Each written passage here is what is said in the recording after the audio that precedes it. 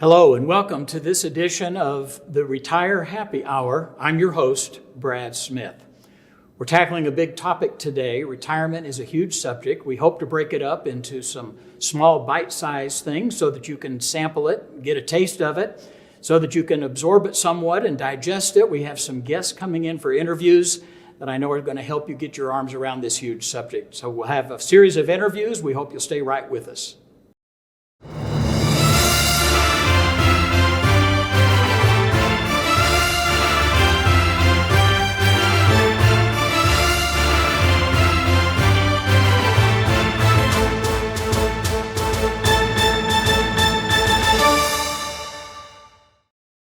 Hi, and welcome back to the Retire Happy Hour. I'm your host, Brad Smith. Our next guest is Shane McCann. Shane is headquartered in Missoula, Montana, and is an expert in the field of retirement and Social Security. Shane, owner and operator of Montana Retirement Income Advisory, has a master's in financial services from the American College of Financial Services.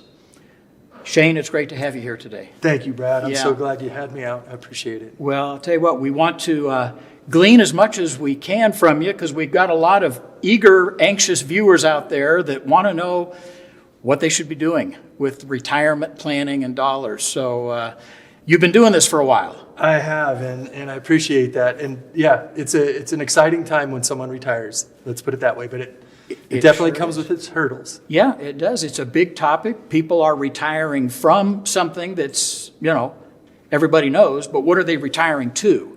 Mm-hmm. It's a big step for a lot of people, isn't it? It is. It's a big step. And as we've come to learn over time, the average retiree has been working 90,000 hours before they actually punch the time clock for the final time. That seems like a lot. Yeah, it really does. Well, we have a couple of questions for you today.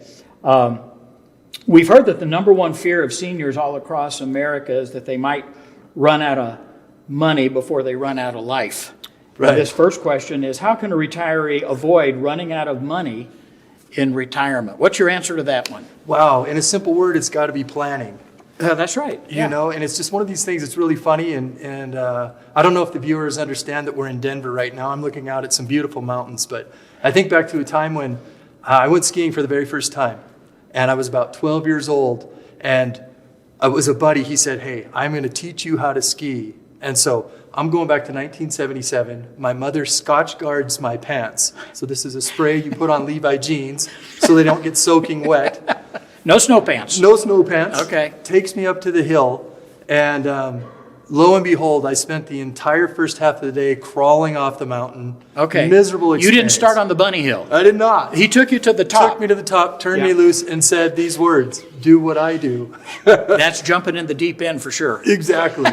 So my advice is whether you work with me or a colleague or somebody in the industry, find a pro and do your planning. Great idea. If I had taken a ski lesson, which subsequently I did, I took 5 lessons at age 20, and this person put me on my edges. He didn't turn me into an Olympic skier, but he made me confident. I could parallel ski at the end of the 5 lessons. I could get on and off the chair, and that's really what it's about. Man, that is a great analogy. Spectacular. Yeah, take a moment and work with a pro. It doesn't have to be me, but somebody in the industry that you trust, that you have a rapport with, and make that your first course of action is establishing that relationship before you retire. Yeah, if you just go out on the internet and start trying to read what everybody's saying, you're just going to be confused. You need someone who can target a plan, a customized plan that fits you. That's it. I mean, I almost call this the WebMD problem, right? How we self-diagnose. But the difference, I guess, in finance and medical stuff is you don't see people reading WebMD and then prescribing their course of action, right? But oftentimes in finance, you'll see where folks will read a talking head or read an article from a talking head, I should say, and maybe go out and buy this stock or this investment. There's no accountability or responsibility from the person that suggested it.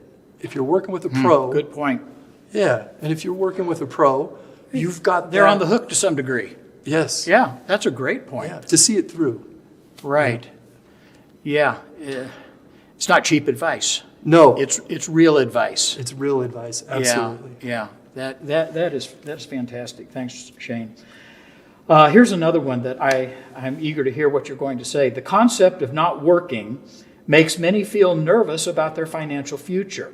So how can one know that the accumulated resources they have will meet their lifetime needs?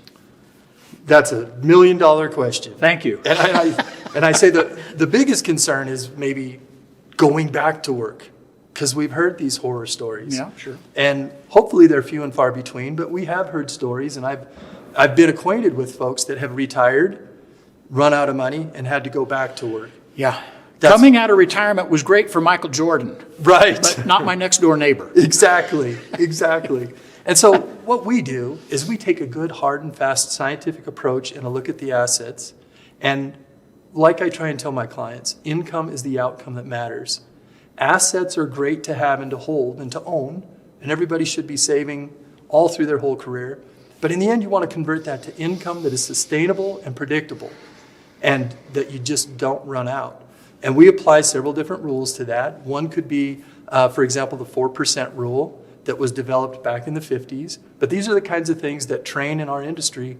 These are the things that we lean on to make sure that when we sit down with a retiree, we can prove to them through software, through studies, that if they only take certain amounts of money out of their portfolio, we can make it last a good long time, and they don't have to carry that fear. Yeah, and people need to know if the 4% rule is still holding, right? Or if, maybe people need to back off to maybe 3%, or, that's where you need a guide. Absolutely, and that brings up a great point, because there was a time after the financial crisis, we'll name those years 2007, 2008, 2009. Okay. After that deep drop in the market, that 4% rule was lowered all the way down to 1.8%. That's what I understand. Who among us can live off 1.8% of their That's portfolio? painful. It really is. Yeah. Fortunately, over time, the market has recovered, continues to do well, even through the toughest times right now. Yeah. And what we've been able to do is see that number get elevated back up to where it once was. Now then, Good to know. Now then, the second step that we've gone through that learning curve is to make sure that we put downside protection on these assets, so that a Exactly. retiree doesn't have to watch his money drop so hard. We don't ever want to see that again, especially for folks that are already in retirement. Can you give us an idea how that's done? Yeah, there's a couple of different ways you can accomplish this. So one that comes to mind first is there's a type of an annuity called a fixed indexed annuity that has a guarantee, a contractual guarantee, that even if the market drops, it will not lose value. Mm-hmm. That's one. That's a nice promise. Another one is where we use a financial asset that has basically a stop loss feature in it, meaning that if the assets drop to a certain level, the position's automatically liquidated. You don't have to ride the elevator to the bottom. That's huge. It's huge. It's a Yeah. game changer in my industry, and I can't tell you, this is what technology has availed our industry. Yeah, it's great. It's helped us a lot, hasn't it? And so timely. Oh, that's fantastic. So you need an expert to help you know what percentage of your resources need to be in something like an annuity, which has that safe function, and still growing money that has a net. You're working with a net under you, Exactly. if I heard you correctly. Exactly. Yeah, that's beautiful. In fact, you just brought to mind the term live without a net. But we don't want to be live without a net in retirement. Exactly right. If you're 20-year-old, different ballgame. Yeah. But when you're 65 and you're getting ready to relax, hit the links, do whatever it is you want to do, you don't want to be worrying about your money. Yeah. One more quick question. Do you find that as people are coming to you in these recent post-COVID days that there is a theme of concern among people? Is it a variety of things, or is there something that people really seem to be worried about?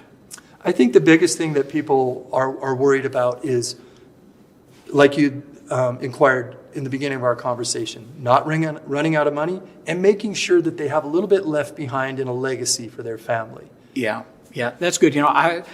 In dealing with people, I've learned that people can be sort of almost flippant about the legacy thing in a first appointment, so to speak. Right. But I've also learned that in real life, when it's time to die, people really do want to have something to leave to their children. Absolutely. So it's a great conversation and should be part of financial planning. I agree completely. Yeah.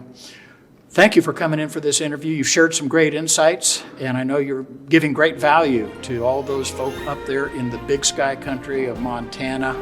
We have some more interviewees coming in, so don't go away.